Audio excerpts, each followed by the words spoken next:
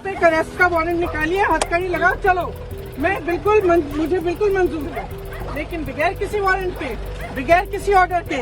यहाँ पे भीड़ नहीं है, 144 है, 4 लोग, हम 2 लोग हैं। बताओ किस आधार पर मुझे रोक रहे हैं? This video of Priyanka Gandhi's detention and subsequent arrest quickly went viral. इधर आओ, आगे आओ तुम। क्यों इनको आगे कर रही है महिलाओं को? डरते हो क्या महिलाओं से? क्या डरते हो महिला से? महिला से डरते हो? या तो वारंट निकालो, मुझे दिखाओ कि किस आधार पर मुझे यहाँ से हटा रहे हो, नहीं तो मैं नहीं हटूंगी और देखना आपको सारों का साथ बनाऊंगी। Priyanka Gandhi was on her way to meet the families of the farmers who were allegedly mowed down by Ajay Mishra's son while they were protesting against the 3 central farm laws. Ajay Mishra is the Union Minister of State for Home Affairs. This is the second time after the Hathras incident that the Gandhi siblings have tried to establish their presence in Uttar Pradesh so forcefully. Once considered a Congress bastion, the party has not been in power in the state since 1989. How did UP slip out of the party's grasp? And can Priyanka Gandhi turn things around before the state goes to the polls next year? I'm Sumit Pande and I'm going to decode this for you.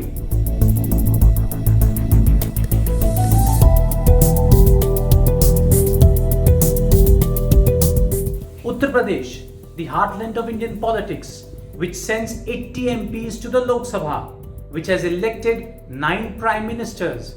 A state that was once such a stronghold of the Indian National Congress, it is impossible to imagine that the party's best electoral performance in the past 40 years has been in 1991 when the Congress won 46 seats.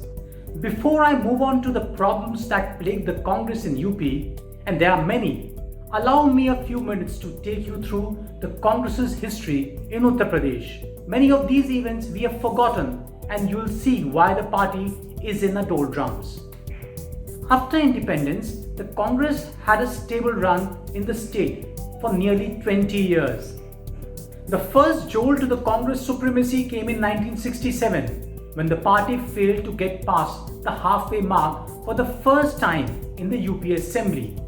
Chaudhry Charan Singh, who had broken away from the Congress, formed the first non-Congress government in the state, along with the help of Ram Manohar Lohia and other socialists.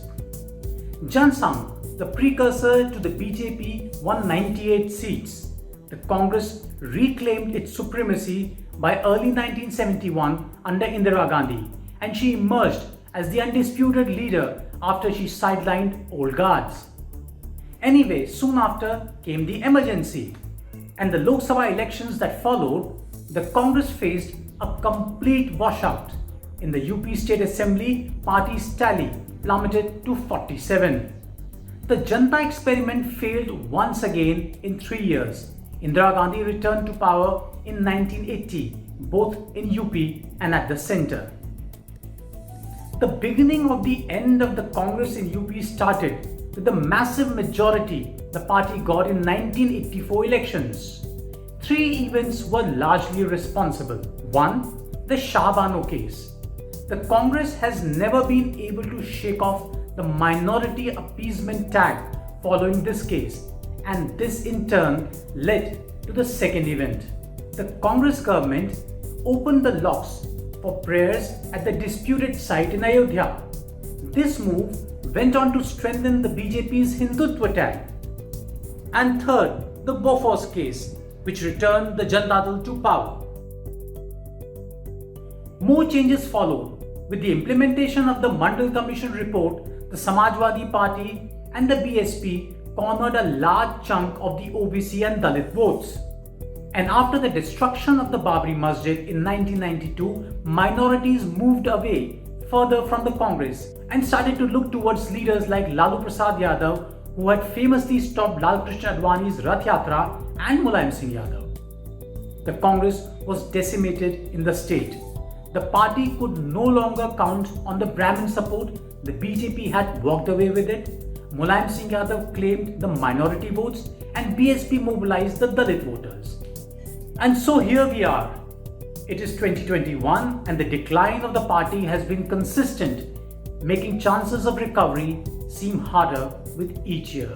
The Congress could once count on Amethi and Raebareli for unconditional support until 2019, when Smriti Irani took Amethi away from Rahul Gandhi. Not even Priyanka Gandhi's appointment as General Secretary in charge of UP could prevent this disaster from taking place. The Gandhi siblings are using every incident from Hathras to Lakhimpur Kheri to reclaim the lost ground. Whether it is Priyanka Gandhi addressing party workers on the phone,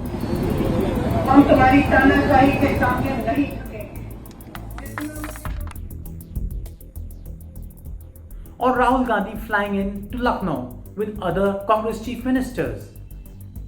But they lack a grassroots network and a solid core vote base and coherent strategy to turn things around.